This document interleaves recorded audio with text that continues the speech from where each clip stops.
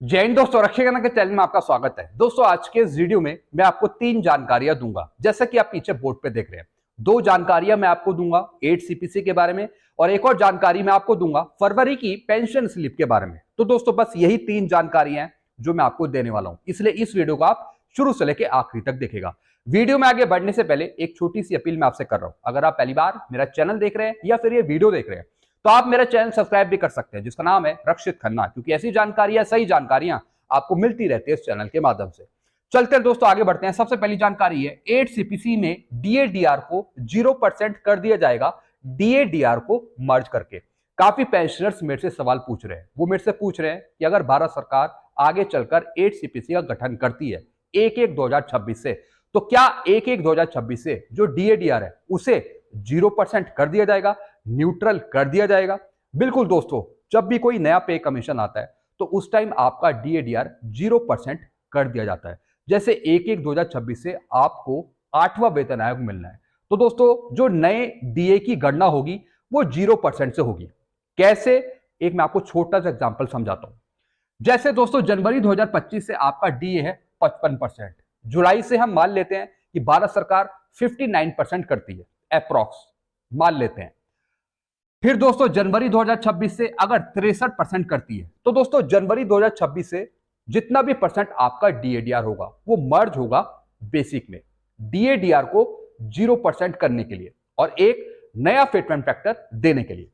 जैसे दोस्तों फॉर्मूला है बेसिक प्लस डीए, यानी बेसिक को हम लेते हैं 100 और प्लस डीए, यानी जनवरी 2026 से जो डीएडीआर चल रहा होगा उस टाइम वो भी उसमें इंक्लूड होगा और डिवाइडेड बाई 100। जैसे बेसिक है 100, फिर प्लस डीएडीआर है जनवरी 2026 से 63, तो 63 डिवाइडेड बाई 100, 163 डिवाइडेड बाई 100, तो ये वैल्यू आएगी 1.63। एक वैल्यू निकाल ली जाएगी फिटमेंट फैक्टर की कैलकुलेशन के लिए, तो एक वैल्यू आ गई 1.63। तो दोस्तों डीए को यहां पे जोड़ दिया गया, डीए को यहां पे ऐड कर दिया गया। अब दोस्तों भारत सरकार अगर 8 सीपीसी में कितना परसेंट भी बढ़ाती है आपकी पे और पेंशन, तो उसकी वैल्यू भी निकाली जाएगी। जैसे दोस्तों यहां पे वैल्यू आई थी 1.63 मल्टीप्लाई, गवर्नमेंट आपका कितना बढ़ाएगी? 20% मान लो, 30% मान लो, 35% मान लो, जितना भी आप अप्रॉक्स माने, जो वैल्यू आएगी वो यहां पे हम मेंशन करेंगे, डिवाइडेड बाई 100, तो 1.63 प्लस वैल्यू, यानी जितना भारत सरकार बढ़ाएगी उसका परसेंटेज।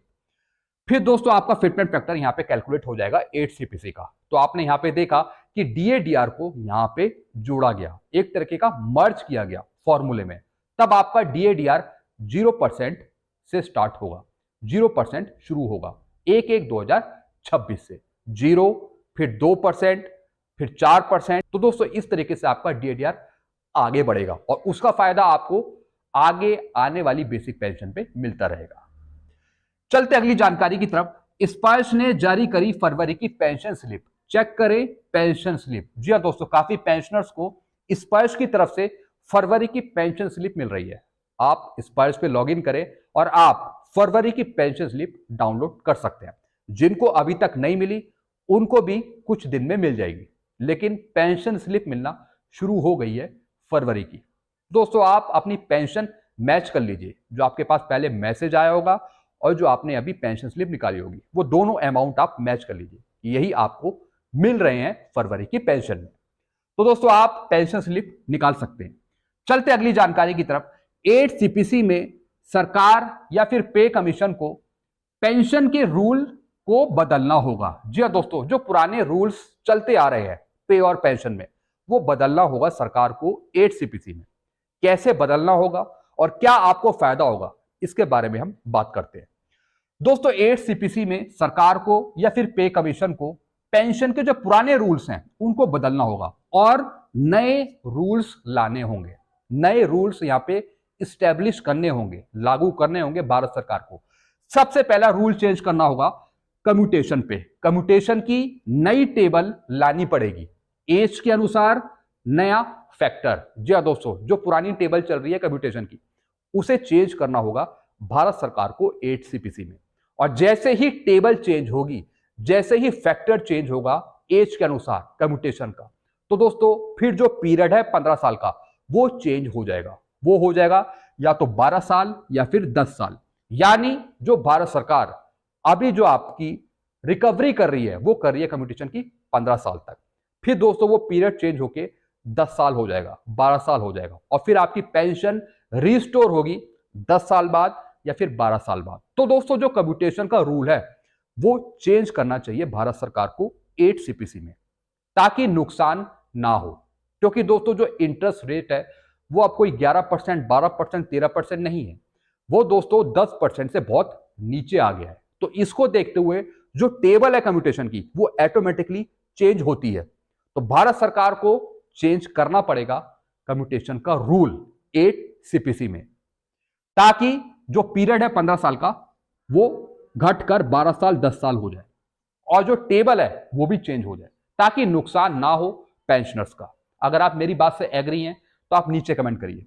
फिर दोस्तों दूसरा रूल चेंज करना होगा कि जो एडिशनल पेंशन आपको 80 साल पे 20% मिलती है, उसके स्थान पर 65 वर्ष पे 5%, 70 वर्ष पे 10% और 75 वर्ष पे 15% एडिशनल पेंशन दी जाए। ये वाला रूल भी चेंज करना पड़ेगा भारत सरकार को 8 सीपीसी में, ताकि ज्यादातर पेंशनर्स एडिशनल पेंशन का लाभ ले सके कम एज में। क्योंकि काफी पेंशनर्स है, फैमिली पेंशनर्स हैं, वो 80 साल पे पहुंच ही नहीं पाते, बहुतों की डेथ हो जाती है, तो इस वजह से वो एडिशनल पेंशन का फायदा नहीं ले पाते। तो 8 सीपीसी में जो एडिशनल पेंशन का रूल है, जो टेबल है एडिशनल पेंशन की, उसे चेंज किया जाए 8 सीपीसी में, ताकि फैमिली पेंशनर्स और पेंशनर्स अधिक फायदा ले सके एडिशनल पेंशन का। मैंने आपको एज बताई, 65 वर्ष पे 5%, 70 पे 10% और 75 पे 15%। यानी जो पहले 80 साल पे 20% मिल रहा है वो 65 वर्ष से शुरू किया जाए, 5%, 10% और 15% एज के अनुसार। अगर आप मेरी बात से एग्री हैं तब भी आप नीचे कमेंट करें।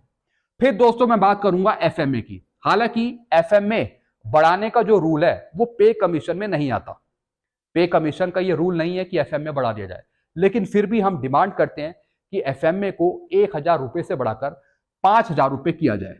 हम 3000 की भी डिमांड नहीं कर रहे हैं, हम डायरेक्ट 5000 की डिमांड कर रहे हैं, वो भी महंगाई को देखते हुए। तो दोस्तों एफएमए भी आपका बढ़ना चाहिए।